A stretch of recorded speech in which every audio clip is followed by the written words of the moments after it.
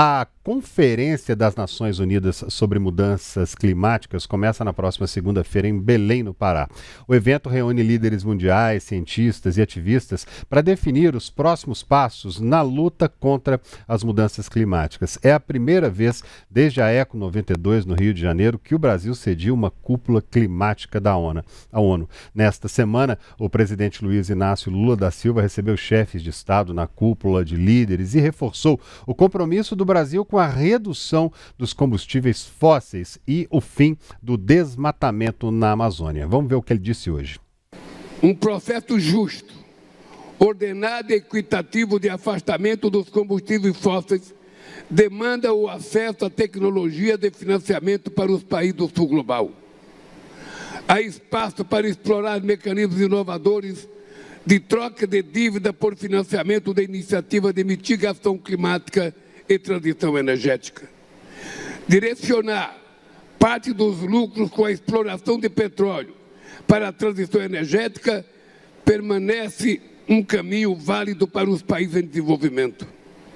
O Brasil estabelecerá um fundo dessa natureza para financiar o enfrentamento da mudança do clima e promover justiça climática.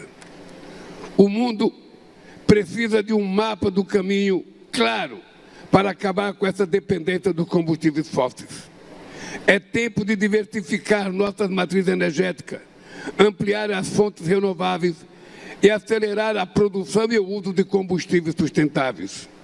Isso requer alguns compromissos centrais. Em primeiro lugar, implementar o Acordo de Dubai de triplicar a energia renovável e de dobrar a eficiência energética até 2030. Em segundo lugar, colocar a eliminação da pobreza energética no centro do debate e incluir metas de cocção limpa e de acesso à eletricidade nos planos climáticos.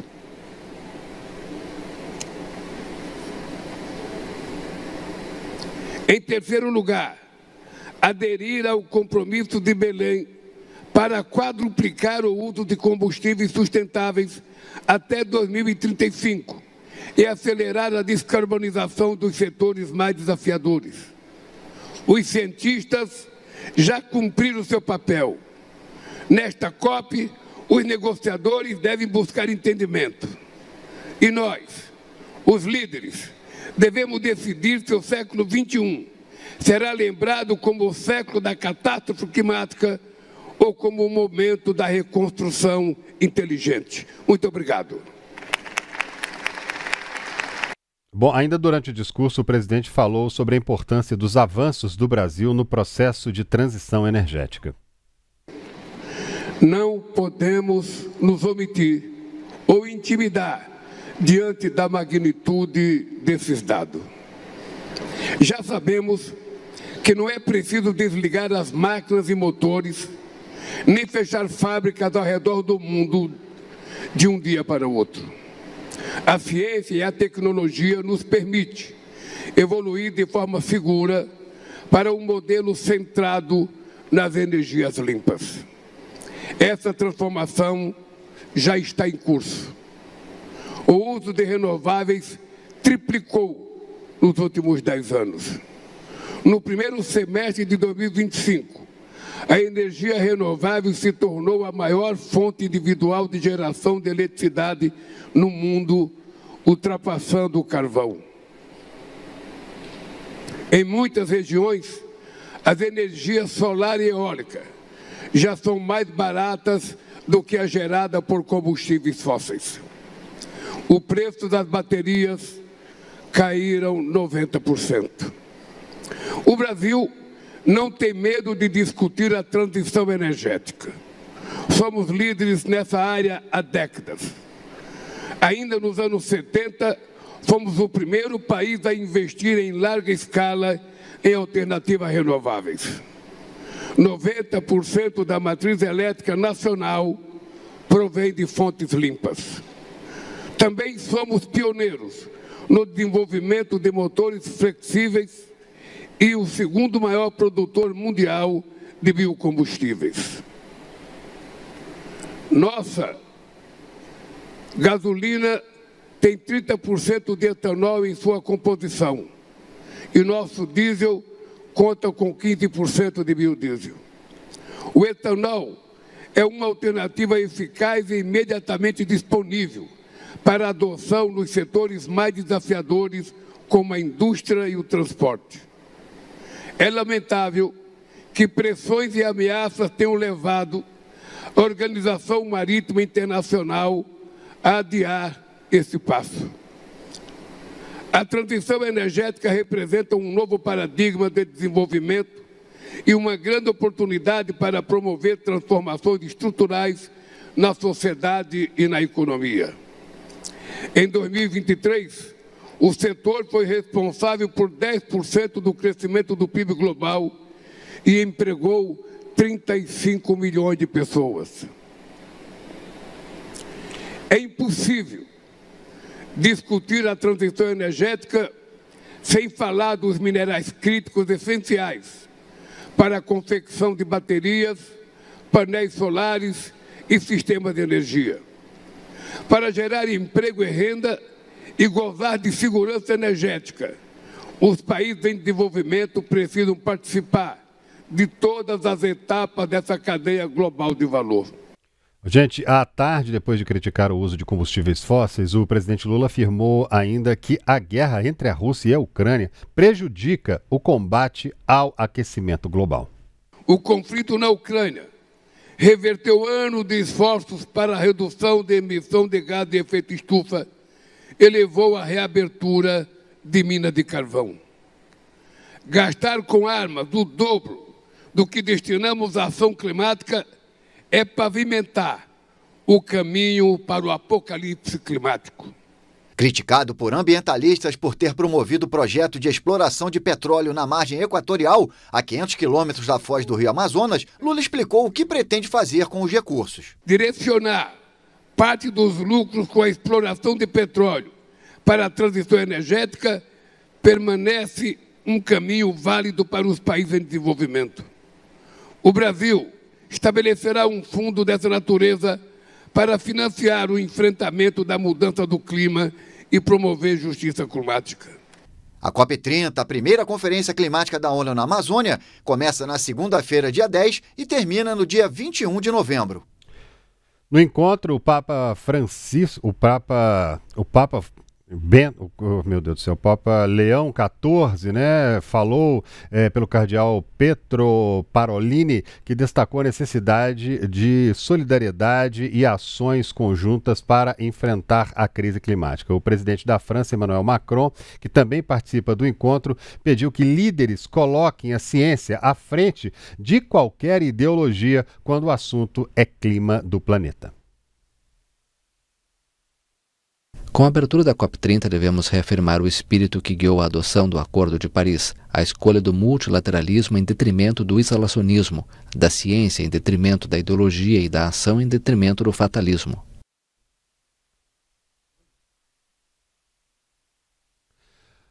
É isso aí, agora vamos acionar o Thiago Metzger e o Sérgio Missio na comitiva Instituto Bem Ambiental que atravessam o Brasil de motorhome rumo à COP30, falando sobre essa viagem toda e os desafios da transição verde. Muito boa noite para os dois, agora os dois na tela aí. Obrigado por estar aqui mais uma vez com a gente. Ontem, pelo jeito, vocês estavam na estrada, agora, pelo que eu estou vendo aí, já estão num ambiente mais, numa cidade por aí. Onde é que vocês estão? Boa noite, gente. Boa noite, André. Espero que seja tudo bem por aí também. Nós agora estamos em Imperatriz, depois de uma longa viagem. Ontem tivemos esse sinal um pouco comprometido de Palmas, no Tocantins, até aqui. Agora estamos em Imperatriz do Maranhão e aqui para um evento, uma roda de conversa que teremos daqui a pouco com alguns representantes. É isso aí, e agora falando sobre os desafios, hoje a gente teve ali, né, a gente fez um longo início aqui falando sobre o que disse o presidente Lula, sobre os recursos também. Ontem a gente tinha falado sobre o dinheiro, pelo jeito está aparecendo algum dinheiro para poder fazer todo esse trabalho. E como é que vocês viram já essas conversas agora iniciais aí desses líderes mundiais? Bom, ontem nós tivemos na abertura da Cúpula dos Povos, André e quem está nos acompanhando, muito boa noite, a fala bastante contundente contundente, como é usual, do Antônio Guterres, o secretário-geral da ONU, e ele repetiu por 3 vezes. Essa é a COP da implementação. E ele citou 3 vezes: implementar, implementar, implementar. Ou seja, após 10 anos do Acordo de Paris, a grande expectativa é em torno da implementação. E, nesse sentido, a pauta chamada de adaptação às mudanças climáticas, que se relaciona diretamente com essa expedição que nós estamos fazendo, ou seja, como adaptar a localidade, como impactar positivamente a vida das pessoas, o cotidiano, passa a ser um ponto central nessa COP, André. Pois é, quer dizer, o Guterres já fez o alerta, ele falou que nós não vamos conseguir atingir os níveis que são os desejáveis, né? Agora eu quero convidar vocês para a gente fazer um pensamento junto aqui. Vamos voltar no tempo um pouco e pensar, né, lá atrás a gente tinha aqueles filmes antigos, década de 30, década de 40 e tudo, que já estavam ali criando espaçonaves que iam para a Lua, que iam para Marte, que descobriam marcianos. Tempos depois, os cientistas acabaram chegando à conclusão de que aquilo era possível. Anos depois, a gente tinha ali Star Trek, na década de 60 e 70, em que tinha um telefone que parecia um celular.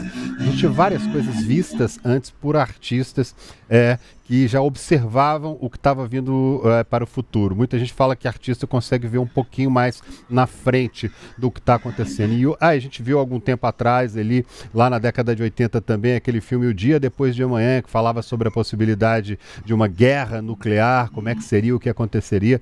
E ultimamente o que tem tido de filmes sobre fim do mundo, fim dos tempos, catástrofe mundial, o ser humano recomeçando. Será que essa turma está querendo dizer alguma coisa que eles já estão vendo? Ao que tudo indica, vai ser bastante difícil. A pessoa acha que não, mas 1,5 graus, 2 graus acima do que a gente está vivendo hoje no planeta Terra significa muita coisa. Derretimento das camadas polares, por exemplo, é um dos problemas que pode afetar milhares de pessoas no mundo inteiro, né, gente? Exatamente, André. E olha só, ontem a gente estava com um sinal um pouco ruim, mas eu queria trazer essa informação. No primeiro dia que estivemos aqui ao vivo com você, nós falamos um spoiler, que provavelmente seria anunciado nessa COP, que 1,5 graus de aquecimento médio não seria alcançado porque as metas não estavam tão ambiciosas. E ontem o Guterres exatamente fez essa afirmação na cúpula dos líderes, né, que está acontecendo.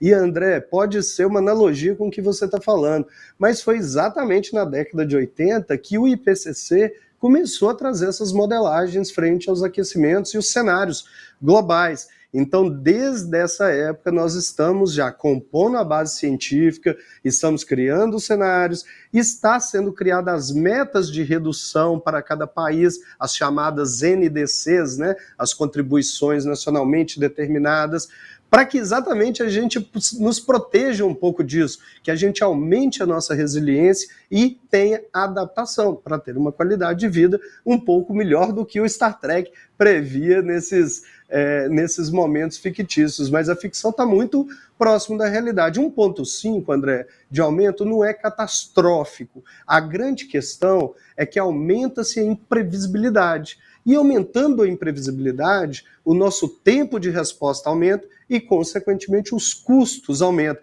sem falar nas vidas que podem também ser afetadas, principalmente dos grupos mais vulneráveis.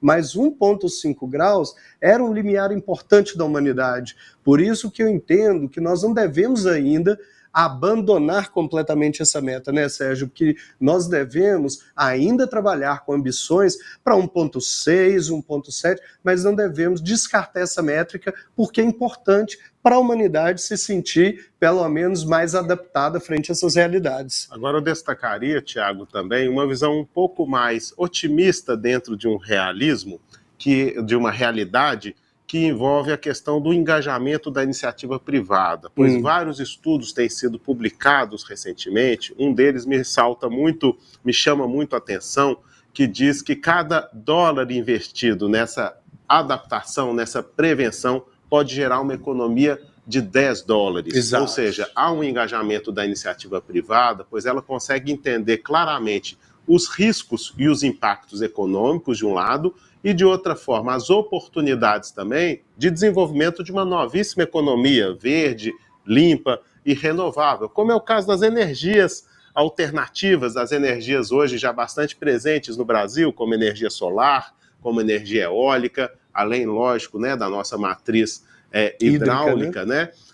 E essas energias hoje já são mais baratas, como o próprio presidente Lula falava há pouco no seu discurso. Então veja que essa economia também começa a despontar e ela dá tração a essa transformação. Então, nesse sentido, eu acho que, claro, as metas precisam ser mais ousadas, mas também já começa a haver um entendimento de toda a sociedade e até dos detentores, dos grandes capitais, de que é necessário essa adaptação e que ela pode ser também uma economia se comparada com os eventos trágicos que a gente teve, como, por exemplo, do Rio Grande do Sul.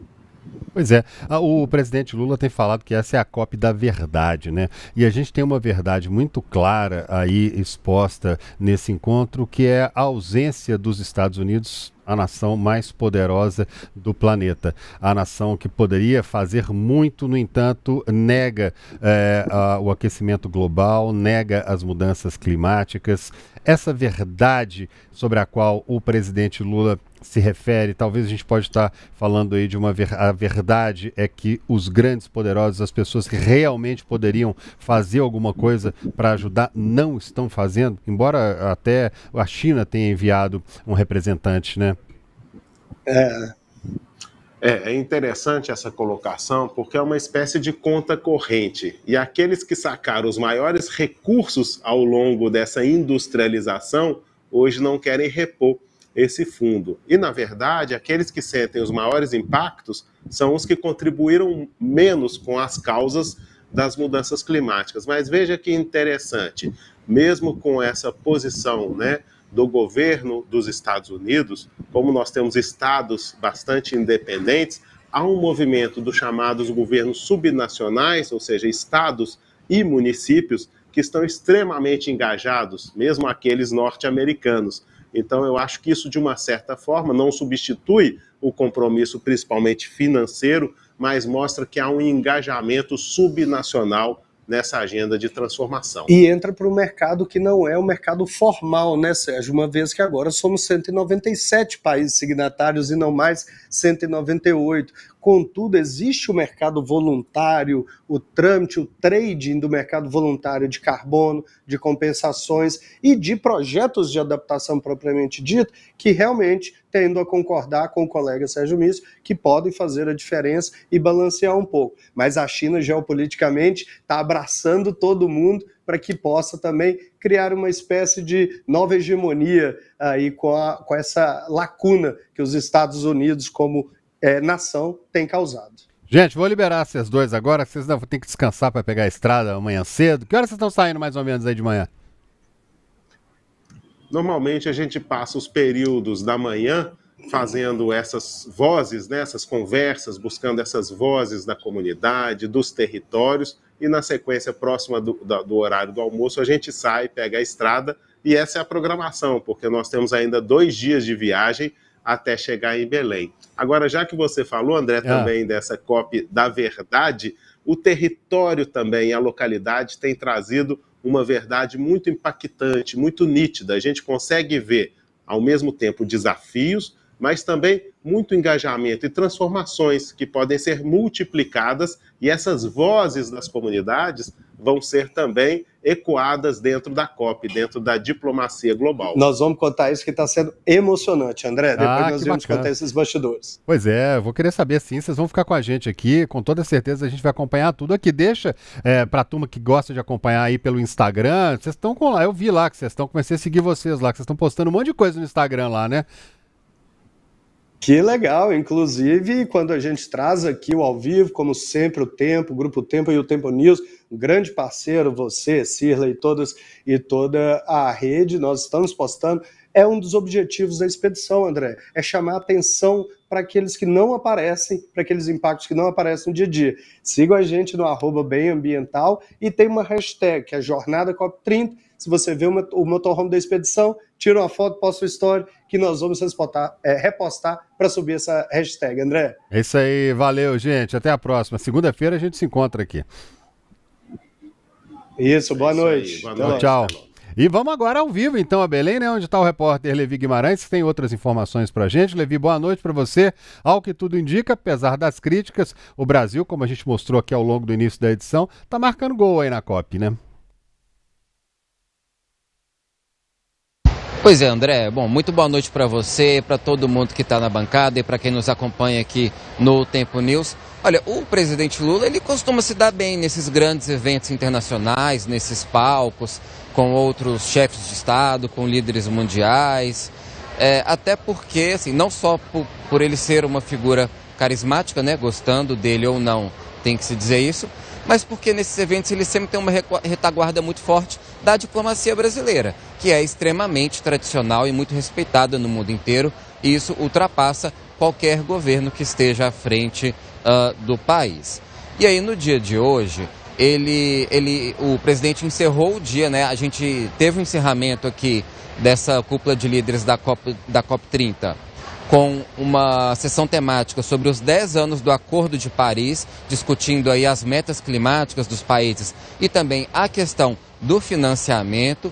E aí, o presidente Lula, ele fez um discurso de abertura e ele defendeu um imposto global sobre empresas multinacionais e também um imposto sobre grandes fortunas para financiar as ações necessárias para fazer a transição climática, para que os países, principalmente os países em desenvolvimento, façam a transição dos combustíveis fósseis, como o petróleo, o carvão mineral, o gás, para as fontes renováveis, aí, como a energia solar, a eólica e também os biocombustíveis. Bom, essa é uma defesa histórica do presidente, não é a primeira vez que ele faz isso, mas dessa vez ele faz num palco ali com outros chefes de governos internacionais, e é uma proposta também defendida pela presidência da COP30, pelo o embaixador André Corrêa do Lago, que é o presidente da COP30.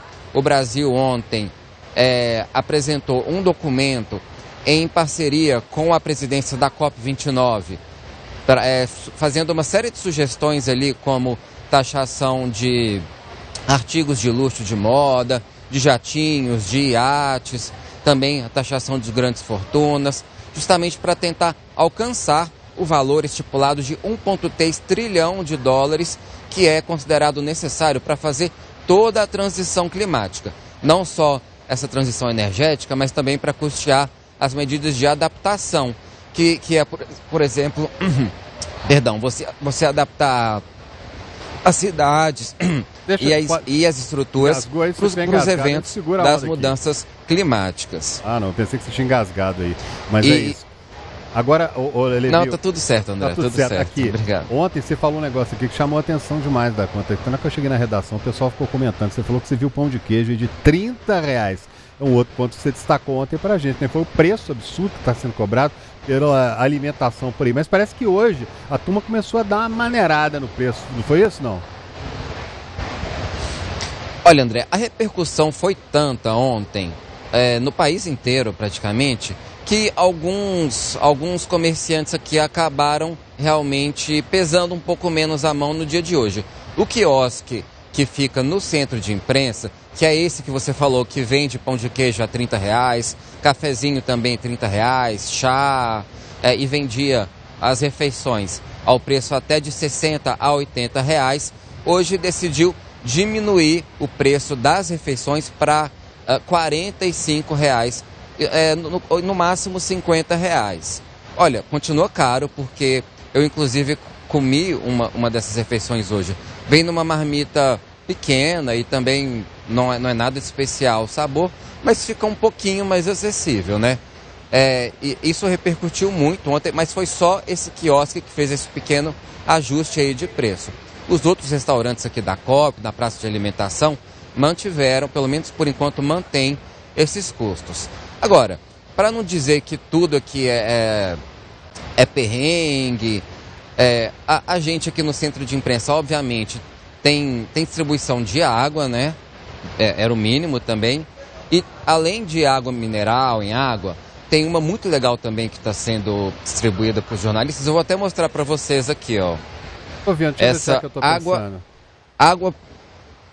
água pura da Amazônia. Eu acho que é uma água feita com sais, mas também com baixo teor de sódio, e ela é retirada ali de minas diferentes do território amazônico aqui. E olha, ela tem um gostinho diferente também. Pela lata, nem parece uma lata de água, né? Mas é uma lata de água mineral, tem um sabor diferente e é Você consegue. É bastante bonita. Eu acho que eu vou até levar essa para casa de recordação. Com certeza, é uma recordação muito boa de uma cobertura tão legal quanto essa, um momento tão importante, ela nem abre, já leva ela guardada. Né? Agora aqui, hoje cedo também eu estava lendo uma outra reportagem aqui falando sobre a estrutura. Estão dizendo que está parecendo um campo de obras aí, tem muita gente que não está botando muita fé aí se vai estar tudo pronto para a semana que vem, não. O pessoal estava reclamando da questão de hospedagem, né, de logística para receber os participantes do evento. Como é que tá essa questão aí, Levi? Olha, André, realmente, de ontem para hoje, aqui dentro do espaço da COP20, melhorou um pouquinho. Ontem estava bastante desorganizado quando nós chegamos aqui. Hoje, e parece que de ontem para hoje fizeram um pequeno freio de arrumação. Mas ainda tem muita coisa para ficar pronta aqui para segunda-feira, né? Que aí vai ser o início oficial da COP30. Que aí a gente vai ter aqui dezenas de estandes dos países, das delegações, também de organizações da sociedade civil e que vão ter esse fim de semana aí para ficar prontos. Inclusive tem gente trabalhando nesse momento nisso.